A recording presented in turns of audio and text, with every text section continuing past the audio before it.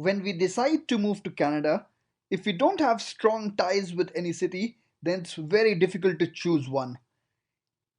We do have several options like Toronto, Vancouver, Montreal, Ottawa, Calgary, Halifax, etc. But this video is a comparison between the two most famous Canadian cities, Toronto and Vancouver. We'll compare the two cities based on several factors, starting with geography, of course, the weather, the population in these two different cities, the crime rate in the two cities. We'll also talk about the cost of living, which is a very important factor, of course. Then the different job sectors. We'll also talk about the local transports, and we will talk about the different time zone. So this video is going to be very interesting. I just hope that this video will help you choose the city where you want to live in Canada. So without any further ado, let's begin this video.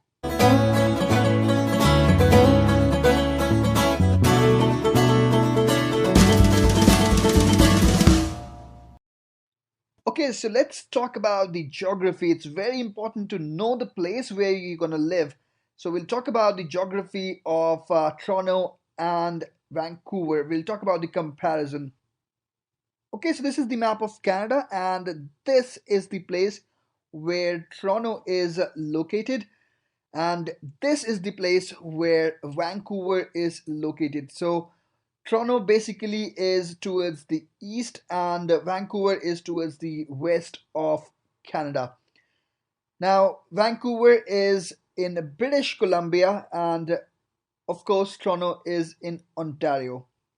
So let me tell you that Vancouver is the largest city of British Columbia and Toronto is the largest city of Ontario. So the choice gets very difficult. Now, Vancouver is bounded to the north by English Bay and the Burren Inlet, and to the south by the Fraser River, while Toronto is bounded by Lake Ontario to the south and by Humber, Don, and Rough rivers from the other sides. Please don't get mistaken by the term lake. Lake Ontario is like really huge. Now, Vancouver has got mountains there as well, so the land is flat and hilly, while Toronto's land is mostly flat. Now, both of the cities have got beaches. While Vancouver has got beaches for the Burren Inlet, Toronto has got beach for Lake Ontario.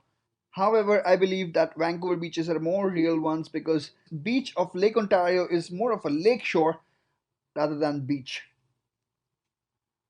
Okay, now let's talk about the weather. Of course, when you talk of Canada, it's very important to talk about weather. The weather conditions can get really harsh in Canada. So we'll talk about the weather conditions in different months in the last 1 year. So here's a comparison which is very interesting. You can see in the month of July 2019, the minimum temperature of Vancouver was 10.4 and the maximum was 28.5, while that of Toronto was minimum of 14.3 and maximum of 33 degrees, which means that Toronto gets really hotter in summertime. Now, talking of winters, you can see the month of February or January. So, the month of February in Vancouver, the minimum temperature was minus 8.8 degrees, while the month of February in Toronto was really harsh, and January was even harsher because it had minus 23 degrees temperature. So in a nutshell, Vancouver's temperature is much better because in winters it is not that cold and in summers it is not that hot. It is more of a moderate kind of a weather. Alright, now let's talk about the population and the crime rate. So both the cities have got people from multiple origin, from multiple religions. So let's talk about the people, the population in Vancouver. So in Vancouver, actually, Canadians are like 46%, like the white Canadians. Chinese are 28%. South Asians are 6%, and Filipinos are 6% as well. The total immigrant population is about 40% in Vancouver. While in Toronto, the white Canadian population is about 50%, South Asian is about 12%, Chinese is about 11%, and Filipino is 5%. And the number of immigrants in Toronto are much higher, they're 46%. Now, let me tell you that these are the statistics From 2016 census, these statistics have changed a bit. Recently, I read a couple of articles where it was told that the number of immigrants in Toronto have crossed more than 50%. So more than 50% of population of Toronto is actually the immigrant population. Here, by South Asian, I mean Indian, Pakistani, Sri Lankan, Bangladeshi people, primarily Punjabis. And in the case of Vancouver, the Chinese population is really huge over there. In fact, the Chinatown of Vancouver is the biggest in Canada. Of course, Toronto has got its own Chinatown as well, but the Vancouver Chinatown is the biggest one. Okay, now let's talk about the crime rate. Of course, if we want to go to a safer city, to a safer place where we can live with our families without any worries. So the crime index in Vancouver is 36, while the safety index is 64. Toronto is very similar. The crime index is 37, while the safety index is 63. Okay, with these statistics, I know it would be very difficult for you to judge these two cities. So let me compare these statistics with a city in India and one in Pakistan. So Delhi in India and Karachi in Pakistan I chose. So both of them have got a pretty similar crime index and safety index as well. Delhi's safe crime index is about 58 and safety index is 41. Karachi's it's 56, safety index is 44. So you can see both Vancouver and Toronto are much lesser in the crime index and much higher in the safety index. So of course you can be rest assured about both of these cities. Both cities are very safe, but of course there are some crimes which do happen. Okay, now let's talk about the different job sectors in the two cities. And a bonus, I'll also tell you about the job salaries, the minimum wage and the average wages in the two cities. Okay, Vancouver has got many jobs in technology, financial services, meaning insurance, banking, accounting, manufacturing sector, in the retail trade sector, construction, educational services, information culture and recreation, in film, in tourism, and in agriculture and fishing. However, in Toronto, it's very similar, but still it's a bit different. Obviously, technology jobs are the highest in Toronto, in Canada, then financial services again in Toronto, then fashion apparel jobs, then life sciences, design, music and film, aerospace is very prominent here, then food, beverage, and tourism and events. So these are all the primary job sectors in the two cities. Now the minimum wage is also very similar. The minimum wage of British Columbia is 13.85 and that of Ontario is 14. Okay, now when we've talked about the minimum wage, it would be very interesting to talk about the average salaries as well. So here's a chart. It is from salaryexplorer.com.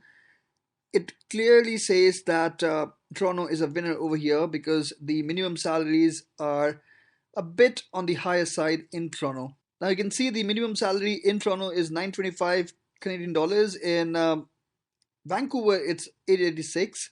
The median salary, however, is 6,559 Canadian dollars, and in Vancouver, it's 6,483.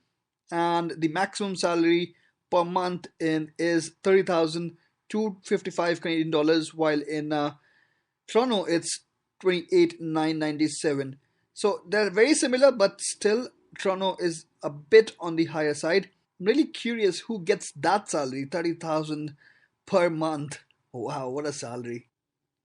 Okay, now let's talk about the cost of living in the two cities. I'm sure many people will be interested to know which city is cheaper. Okay, to compare the cost of living, I'll take you to this website, numbeo.com. I just hope that they pronounce it only this way. So you can visit this website and compare the cost of living of any two cities. Over here, you'll find the differences. They've clearly mentioned that Vancouver is slightly lower in comparison to Toronto apart from the rents. However, I just read an article just a few weeks back which said that the rents of Toronto have been increased by 10% since last year and they've crossed the rent prices in Vancouver now. Whatever it is, the rent prices are very similar But apart from that, you can see that Vancouver is slightly cheaper than Toronto. However, just a couple of years ago, Toronto was a bit cheaper than Vancouver. In the last couple of years, prices of rents and other stuff in Toronto have really gone high. So you can come over here, you can compare different stuff, like a simple meal in an inexpensive restaurant would cost you $20 in Toronto, while it would cost you $16 in Vancouver. A Mac meal in McDonald's would cost you $11 in Toronto, while it will cost you $10 in Vancouver. So it does differ. However, the water prices would be same in both these cities. Apart from that, the transportation, you can see, is also expensive in Toronto. It's 3.25 there, and it's 2.95 in Vancouver. The monthly pass is 147 in Toronto, while in Vancouver it's 95. So there's a huge difference over here. You can see 35% difference in monthly pass. So what happens in monthly pass actually is that you can get a pass for 1 month and travel unlimited. So apart from that, you can see the utilities also are more expensive, much more expensive in Toronto than in Vancouver. There's a difference of 42%.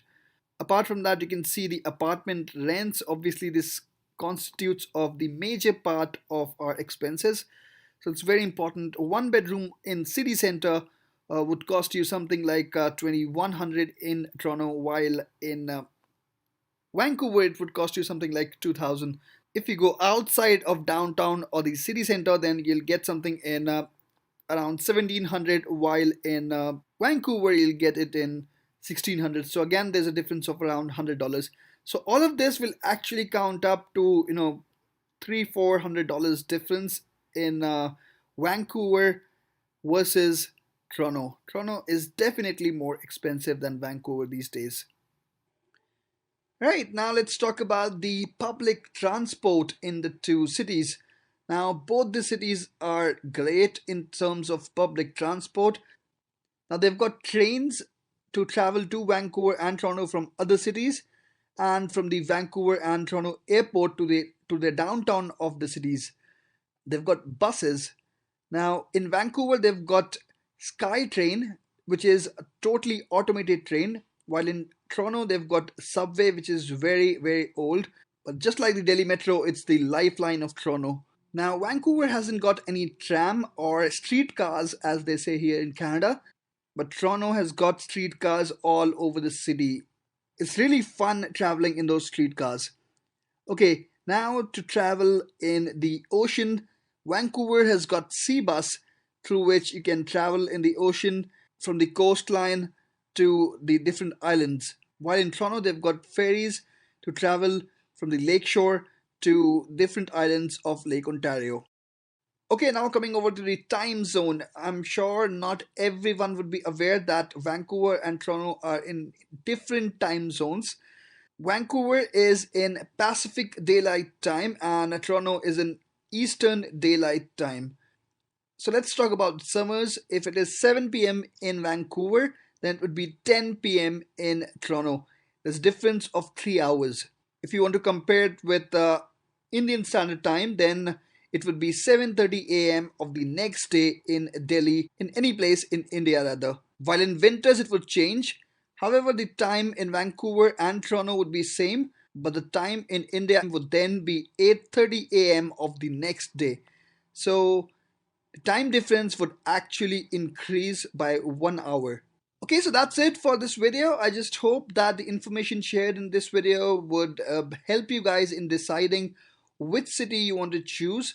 I'll provide some useful links in the description below so that you can also compare based on different statistics which city you want to choose to live in Canada. Thanks for watching this video. If you like the video, please click the thumbs up button and share it with your friends if you think it would be useful for them. And please don't forget to subscribe my channel if you haven't subscribed it yet.